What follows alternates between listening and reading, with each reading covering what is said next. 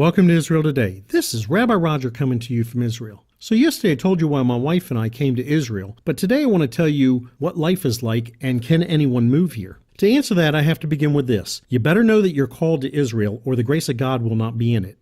Maybe I better explain myself a little bit more clearly. I know that the Bible tells us, for example, in Jeremiah 16, 14, and 15, that the Jewish people will return back to Israel. But is Israel for everyone? I say no. I believe that while, yes, the majority will return, there are some that will not for whatever reason, whether it be physical, financial, or relational, just to name a few. However, I feel that there are some Jewish people who live here in Israel but were never called here because all they do is complain about this or that. To the other extreme, there are others who should be here but are told they need lots of money. Again, if God is in it, He will supply it. We know this firsthand as well. We told some friends of ours not to listen to the naysayers since they know that they were called. Guess what? They're doing very well considering they did not stay in the States because of the expense issue. For my wife and I, we know we are called here. And while at times it has not been the easiest, for the most part it has been very graceful because it is His will we are satisfying, not ours. Before we moved, people told us your first year will be a real adjustment. I'd like to say that is true, but not really, because they did not take into account that I have been to several countries and visited over half the U.S. in my lifetime. So for us, our struggles were more like which one is the yogurt and which one's the sour cream. Or the hardest one to initially overcome is the appearance of sticker shock at the cash register. For example, while in the States you might, and I say might, pay $100 to $150 for food. Converting that into shekels all of a sudden becomes 360